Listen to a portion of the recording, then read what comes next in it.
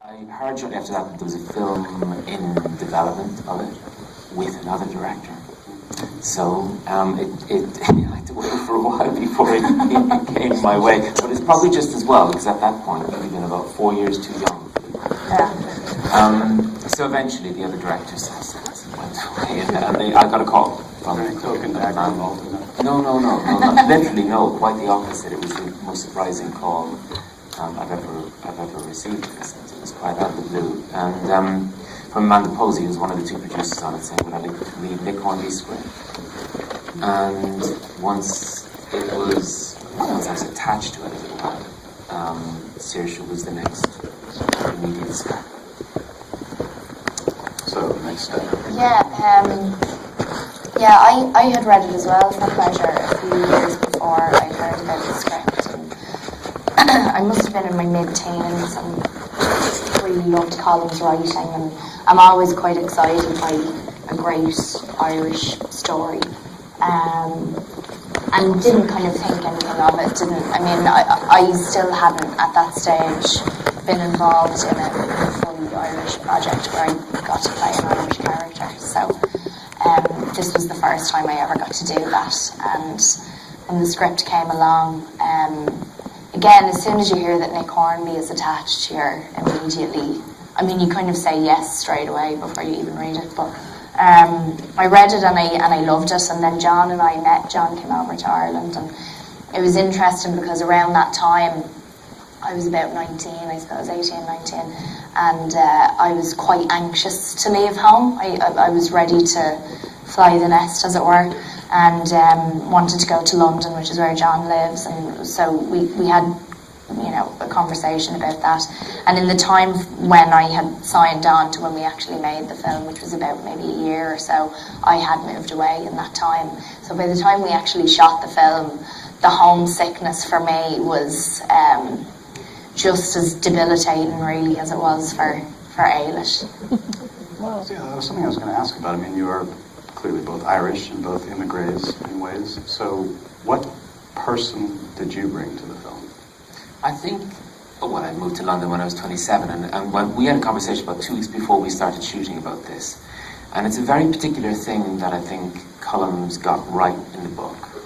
Nick got right in the script, and we really fought to try and get right in the film, which is the feeling of what happens when you move to another country. And you're not obviously from the country you moved to, but your relationship with home has changed quite dramatically. And when you go back home, you're not quite from there anymore either.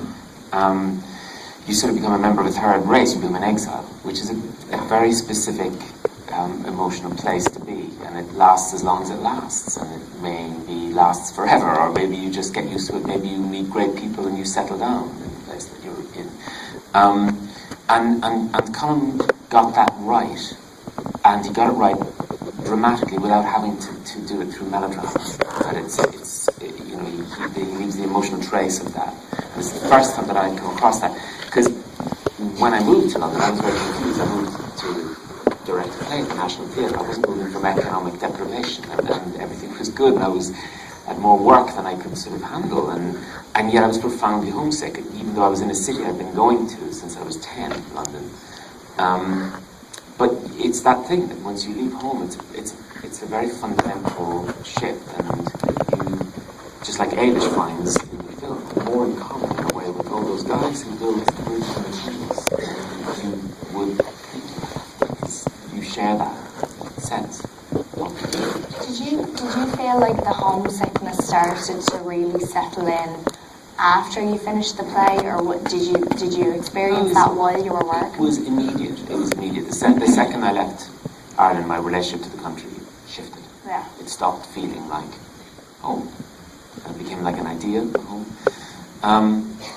So to answer your question, what did we really want to get right? What did I really want to get right? Was to try and get it right for the hundreds and hundreds and hundreds and hundreds of thousands of people who had done that, and to try and to get what it felt like up on the screen.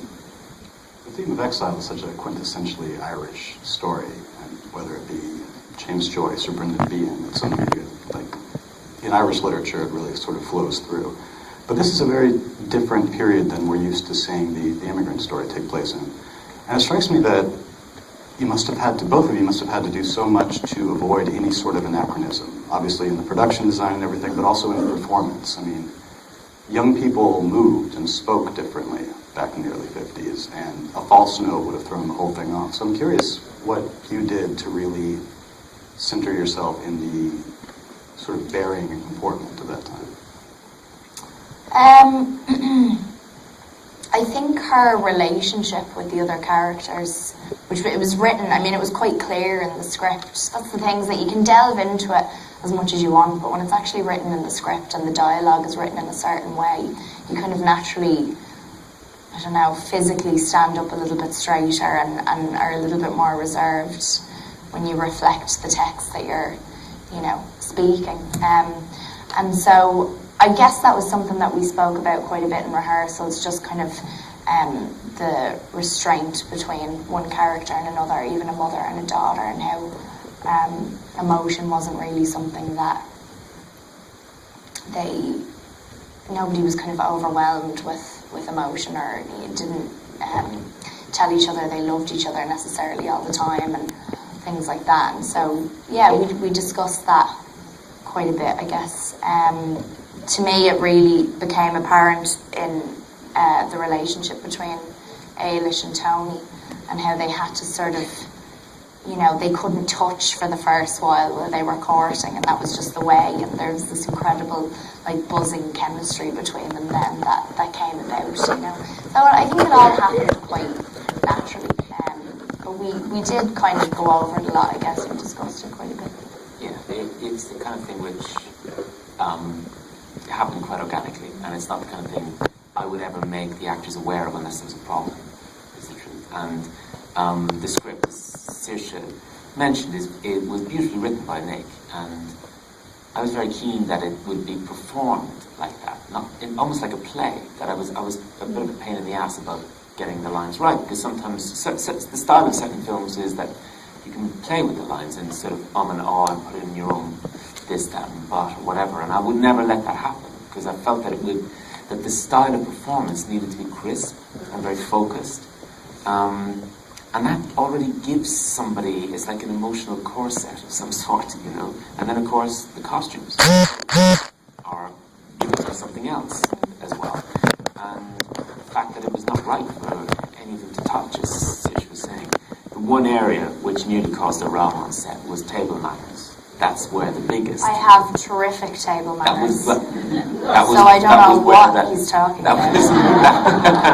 It wasn't just you. It was should we say, a generational shift, a gap. The generation gap opened up about knives, forks, cups, plates. Let's just put it to the audience, right? If you were eating a stew... There's no point in this. Would you eat it? It's a soup, right? Would you eat it with a spoon? Yeah.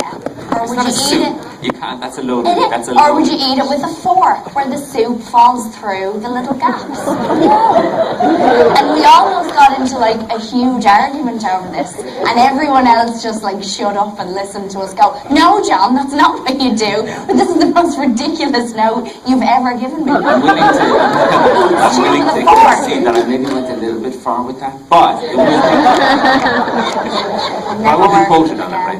But anyway, there you go. Yeah, but we're over it now. We are over it. We're not bitter against it anymore. It's and fine. there are pretty good table manners in the film, I think, aren't there? Okay, just to rewind a little bit, what do you eat the stew with in the film? Because now I can't. A fork. He made me do it, and I was so annoyed. I was actually annoyed that he made me eat it with his fork. It felt so wrong. Wow. How are you supposed to drink the soup then? Do you know what I mean? But to go back to what you were saying about the kind of social restraints and all that, film got made, isn't it? also is that, we both came from quite small towns. Yeah. You came from a small town as well in Cork, right? Yeah. In the sticks. And I think even to this day, the way people are in the country, it's very different to how people are in the city, I think. There is more restraint there, I find. And so I know me personally anyway, I grew up with that. So that hasn't really changed all that much, and I was able to kind of go back to that. I was able to reference that, I guess, when we made the film. We're just talking about the restraint and about the sense of being corseted. Eilish is, especially at the start, a very internal, withdrawn character in comparison to the other girls in the boarding house. And how do you... It seems like if you go too restrained, it could almost come off as cold, which it does not at all. So how do you nail that balance between the restraint but still showing enough to know exactly what's going on with this person? Well, I think like what John has said before, she's an observer to begin with. And I don't even really like to say she's passive, but she's an observer, and she's one of these girls that even though maybe she kind of keeps to herself a little bit, she's very open to the environment that she's in. And I think that's what really helps her to flourish ultimately and to come out of herself. The homesickness really does kind of weigh her down and smothers any personality that she has for a while. But she starts to, I think, soak up the atmosphere that she's in, and that's I think as a character, that's something that I was really drawn to about her. I think she's never closed off. It's because it's a story about a young woman sort of coming into her power, as it were, turning into herself. At the start, she actually is quite passive in a way that's dangerous, dramatically, because she doesn't decide to go to America. The decision is made for her by Father Flood and her sister. And she doesn't seem to have much in her life, but she has a sense that what is there on offer isn't of much interest, i.e. the rugby boys. But one of the first things you see her do in the film is yawn at Mass. So I think you have a clue, okay, she's not, buying into the dogma. There's a sort of secret life, and it does help when you've got this face to look at. It's not any face, right? Which is to say, I've said before that I do think Saoirse could have been an amazing silent movie actress because the face is that expressive. So between that and the scene where she goes with her friend Nancy to the dance, you get to know quite a bit about her, even though you don't see her actively doing a great deal yet. But you do get a sense of who she is, and there's this sort of natural kindness to the character that emerges the more experiences that happen to her. And there's a motif through the film of the kindness of strangers to her, as it were, the kindness of older strangers, usually older women being nice, and one or two older women being mean to her, but mostly people are kind to her, and it sort of forms her and she blossoms in it. There's a natural sort of almost old-fashioned decency to her as a character. But it is something when we were, raising money for the script that was commented upon, because if you subscribe to the kind of more traditional three-act structure of a film, something's got to happen on page 10 and it's got to be dramatic and it's got to be, the film doesn't really work on that template. In a way, the film introduces one conflict from the first minute and then the next conflict toward basically the beginning of the third act when she goes back to Ireland. So it's kind of an unusual structure in that sense. Yes. Great, yeah. It also asks you to root for two guys. It also sort of, or at any rate, you make her very lonely for 20 minutes. You then have her fall in love, and everybody goes, "Oh, great! Now I think we know where we're at with the film." And you park it, and you say, "Now in 3 scenes, we're going to try and get up to speed with this other guy back in Ireland to create a proper pull." Beautiful piece of acting by Donald Gleeson, by the way, which is a very subtle thing that he does, and that's a short runway that he has, and the depth and emotional quality that he gives, that you can see him beginning to sort of unfurl with Ailish, and that's his tragedy. And Donald spotted that actually he needed to make the film his tragedy. He sort of needed to pull the centre of gravity almost towards him through losing her, and he did that in such a beautiful way, I think. So aside from the cataclysmic battle over Stu, what was the most difficult scene to film? I wouldn't underestimate Stewgate. To this day, it's difficult. I don't want to talk. I haven't been able to look at you in the same way. No, me neither. You haven't been able to look at yourself in the same way? Can't even look at yourself in the mirror anymore. Well, shooting in 3 countries on a tight budget, which basically boils down to the amount of shooting hours you get in a day. That's what was That's what was very difficult. Obviously, we're shooting out of sequence, and Saoirse's in every single scene. So it's no easy thing for her to be able to be completely in touch with the variety of scenes that she would have to do. Some of them extremely emotional, some very emotional back to back, but subtly different. Some a comedic one, and then an emotional. So it was that was the biggest sort of production difficulty I think we faced. But that was, I think, what was amazing about you as well. Before you get a big head. God forbid. God forbid. But he was so incredibly.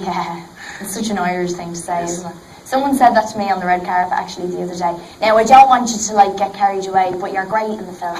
yeah. No, but you are good in it now, I have to say. But don't get ahead of yourself. You're not that good, right? And you're at the stage where you're like, do I say thanks? Was that a compliment? I don't know. No, it was a compliment. It's called a backhanded compliment. Yeah, no, it was nice in its own way. But you were so incredibly focused emotionally on every single beat. And I mean, there were so many times where I think, I know for some of the actors that I became close to, you'd feel kind of lost because we did shoot out of sequence, and every day was huge, Every day there was so much emotion to bring.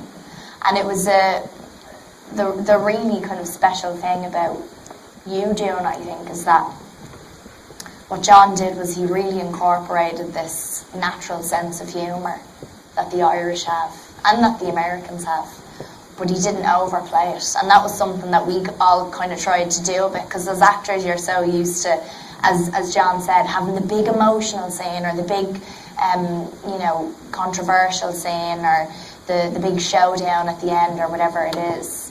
And he just stripped all of that back. And that kind of really kept you on your toes the whole time. So I want to change gears a little bit. If you direct your attention to this backdrop here, this screening is co-sponsored by the AARP, which is good because it's never too early to think about retirement. But they have. What are you trying to say? Just give up. But they had a. It's been good while it lasted. And but they had a question they wanted to ask, which is actually a beautifully simple question, which is, does this film have a life lesson to impart? And if so, what is it? John? Yeah, it does. It does. Be kind. Be kind. I mean, that's for me the most moving scene. There's lots of moving scenes in the film, right? The one that always gets me every time I watch it, even when I'm just watching it at the back and just observing the film, not watching it, is the penultimate scene of the film where Saoirse's talking to the young girl on the deck, and it's Nick Hornby's invention. This is a scene which isn't in the book, and she doesn't want to talk, and the girl's going, have you heard of Brooklyn? And it's one of those annoying conversations. She's just like, yeah, it's a big place. Shut up and go away. And you can see it happening on Saoirse's face. It's a beautiful piece of acting where she decides, I'm going to talk to her, and turns around. And that moment is the moment that's happened to Ailish several times, where somebody is just kind to her and goes, it's going to be really tough, it's going to be rough, but you'll be fine. And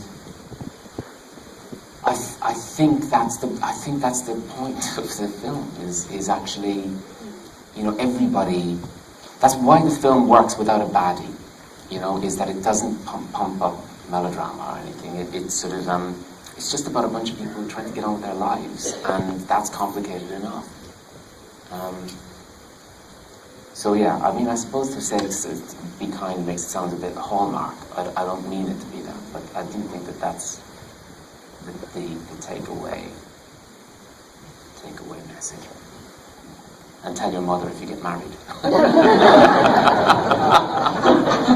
Don't keep anything from her. Yeah. Find out. Yeah.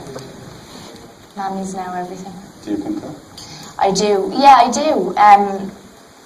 It's send your mother a what? Yeah. No, yeah, I agree. That's a sequel. And so they had one other question, which is actually sourced from social media, which I think is interesting. I wonder, Eilish, she'd be like 70 now. How do you think she'd respond to social media? She'd be a tweeter. That wasn't actually. Would she be a tweeter? That wasn't actually the question. The question. Hashtag would she be a tweeter? You could really sell the movie that way. Yeah, well, Perfect. that's the goal. The question is for you, and it is, so having been nominated for an Academy Award at such a young age, how do you sort of set goals for yourself as you develop your career? And how strategic are you about developing that career going forward? Well, the award, I mean, an award doesn't come into it. That, to me, that doesn't equal necessarily the next step that you want to take. It's lovely if it happens, and I think, you know, when it happened to me when I was young, I was more excited about anything else, just that, like, I was going to be on a show that was on the telly, that I watched the Oscars every year on the telly, you know, and that was what was quite exciting for me. But I don't really think in that way in relation to awards. It's amazing. I mean, it's a lovely thing, especially, you know, for something that you care so much about, to be recognised by other people. But I think, you know, I was very, very lucky. It's, to a certain extent, it's out of your control. Do you know what I mean? All you can really do when you're picking a role or going towards a certain kind of script or route or whatever, is the only thing you can do is just follow your instinct and kind of trust your gut. And with this felt perfect. It felt like it was the first time I had felt actual fear going into a film. I had never felt that before. I'm always nervous before I do something, but I was scared going into this.